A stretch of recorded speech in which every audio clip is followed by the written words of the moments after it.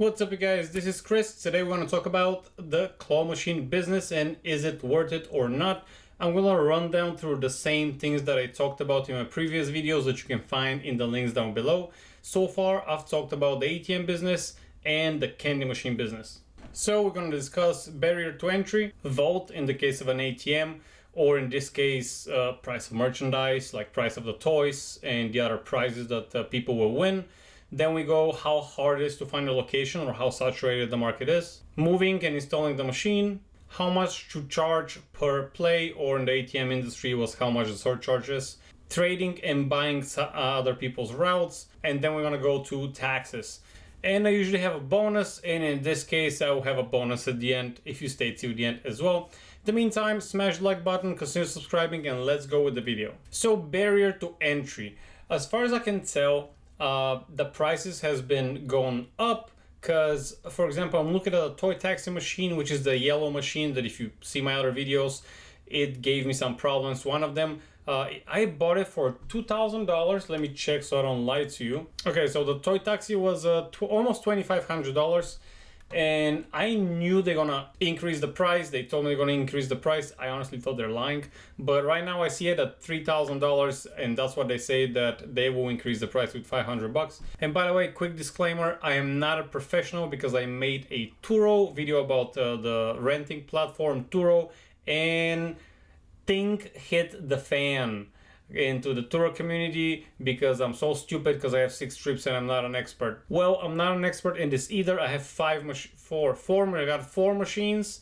I've been doing that for 6 to 8 months. I'm not an expert. This is just my opinion according to my experience so far. So barrier to entry right now today is $3,000 per machine. This does not include merchandise. Merchandise is our second point, and this is the toys. I put plush toys. They cost, let me check how much they cost. So I'm gonna link the website here. It is not sponsored.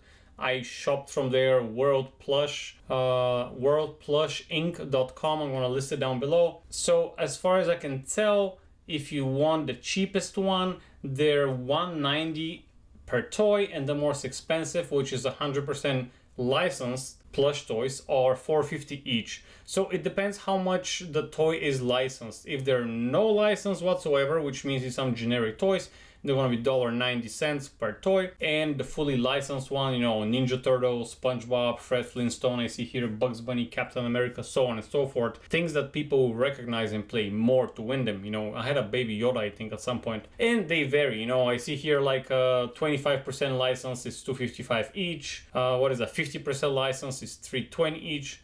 Now, just to let you know, one order is 300 toys per case. So one case will be $570 almost for the no license whatsoever, the generic ones. And the upscale ones that are $450 each are $1,125. So this is $250 per case. So you need to account for that. You know, $1,000 is quite a lot of money. So $3,000 for the machine. Now we're looking at $4,000 if you wanna, you know, fully plush things, or $600 if you want the minimum. So somewhere in between, let's take $800 for example, which is in the middle. So we're looking at $3,000 plus $800 to start on one machine. Now the question is, how much can you make out of that? But before we answer that question, we're gonna go on our next point, which is how hard it is to find a location. In my case, I actually never actually actively went to look for a location.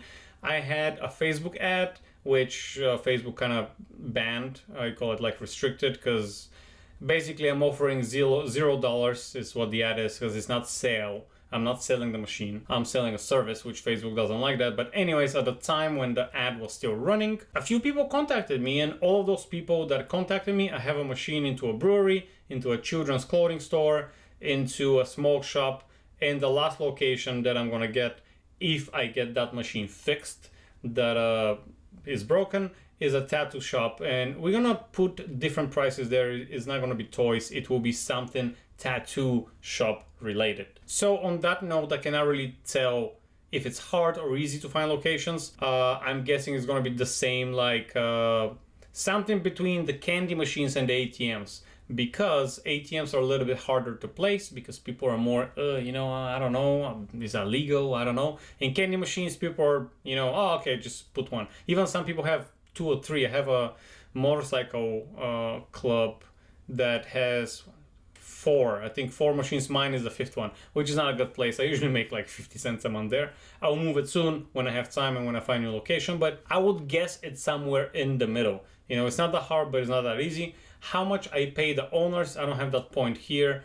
How much I pay the owners, I pay them, I say 50% out of the net. So basically, I explained that to them that, hey, out of everything I make, about 33% goes for merchandise, and the remaining we split in half. So you getting 33%, I'm getting 33%, and the merchandise costs 33%. Because here you have cost of goods, basically. It's not like the vending machine where you recirculate the same money over and over again, or in the vending machine, in the gumball machine, you do have cost of goods because it's a vent, but there it's vent every time. Whether here, you pretty much can calibrate the machine, how often do you want the claw to grab very strongly and get a price. My machines are about 1 out of 10 times. So this way you can calculate how often they win. And by the way, I've made my machines to catch every time, and I tried it. I catch 1 out of every 2 or 1 out of every 3 tries. So it still matters if you aim properly. But there are certain numbers there that you can see on the machine. If you own one, you know what I'm talking about. So you can see how many prizes has been won and how much money has been played. And I am keeping a record of this so I can compare and see, okay, just because I made it 1 out of 10 times doesn't mean they won 1 out of 10 times. And you have a bonus play as well, but that's a different topic. So, I haven't looked at the numbers to tell you how much they win on my machines, but you can basically see how much a cost per toy is. For example, a toy costs you $1.90, but for people to win it cost them $6. So from this calculation you can tell, let's say one toy is $2 and $6 is for people to win the toy. That means out of every toy you making about $4 on average, and when you cut that in half, because 50% goes to you, you're making about $2 per toy on average. And that really correlates. This example really correlates, and this example really correlates with the idea that I gave you in the beginning. If you tell the owner, okay, listen, well, I'm going to give you 33% for you, 33% for me, and a third goes for the toy. If you make $6 and the toy costs you $2, that's exactly how you're going to split the money. Moving and installing the machine, it's not a big deal. I can fit it in my van. I mean, they kind of, not fully, I cannot close the door, but if you have a bigger van, you can do that, or if you have a truck, or sometimes you can order the delivery on the spot of the location, which is what I did the last time. And installation is not very hard. You just plug it in. How much to charge for a play? My machines are $1 per play, 2 of them, and for $5 you get to play 7 times. And I have actually a sticker that says, $5 play 7 times. And the other 2 machines that I have, they're not with toys, they're with Lucky Cups, who are cheaper than the toys, and it's 50 cents per play. And they're the same 1 out of 10 times. Actually, I think I made them 1 out of 5 times. Now we can obviously change that amount. I do not have card readers. Some machines do have card readers. And you can change that amount. You gotta go to the menu or call the company that sold you the machine and ask them how to change that. Trading or buying routes. I have not personally done that, so I really cannot give you any advice on this, but ATM routes trade for about 16 to 25 times their monthly revenue. Gumball machines 10 to 12 times. So this may be somewhere in between. If you're really interested in that, go into some of the groups on Facebook and just ask. I personally don't know. Taxes. So this machine in my state of Florida, you have to register. I believe it was $20 a year. Don't quote me on that.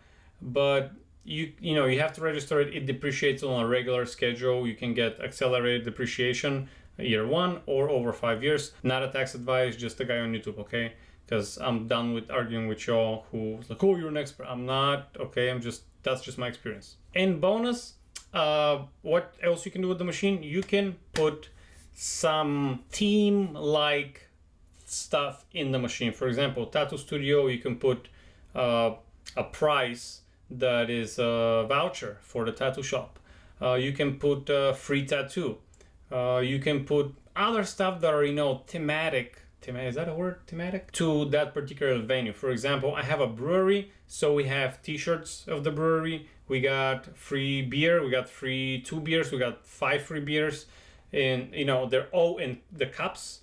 So in the cups, people know that it will be a prize for the brewery, and the rest is toys. And that's one of my best machines because people win the prizes so they can give the toy to their dog, and they compete with each other who can catch more toys, which is great, but it makes me the most amount of money. So is it worth it? 3,500, 3,800, 3,000 for a machine and 800 for toys. The best machine right now, as you know, I've shown my stuff a lot of the time. Every month I show my monthly income. It makes me $300, my best machine. Let me check real quick. I'll tell you the last 4 months. 305, 350, 455, 390, and 300 last month. So it is consistently more than 300. So it's $360 on average for the last 5 months. 1, 2, 3, 4, 5. Yeah, 5 months.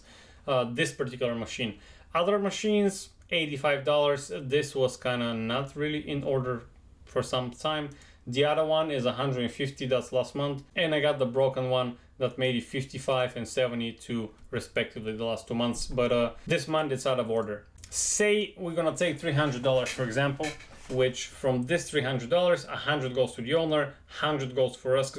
We collect $200, but in reality, we do need to spend that money later on to actually purchase the merchandise. So we're making effectively $100 a month. So $3,800, when you divide by $100, you get 38 months to recoup your investment, which is quite a lot. That's 3 years. So here again, like everything else, the location plays a huge role in answering the question, is it worth it or is it not worth it? Now, looking at these numbers, not excited. I am not excited at all. But considering this, that you need to go to that location literally once a month for not more than 15 minutes. That may be something that's gonna make your time worth it. But the risk is lower because who's gonna come and steal a freaking claw machine? I'm not saying there's not idiots who's gonna do that, but not likely. And it is way less maintenance. I mean, it's the same maintenance as ATM machine. You just don't need to go that often. I think once a month, maybe even once every month and a half you can go. So it's very, very passive is what I'm trying to say. Money-wise, not excited, but passiveness-wise, pretty excited about it. So all in all, those are the numbers. This is what I think. Take it as you may. I'm not an expert. I don't do that for 100 years, but that's my experience so far. Thank you very much for watching, guys. Hope you enjoyed that content. Smash the like button, consider subscribing, and I'll see you. I'm not gonna see you. And keep hustling, guys.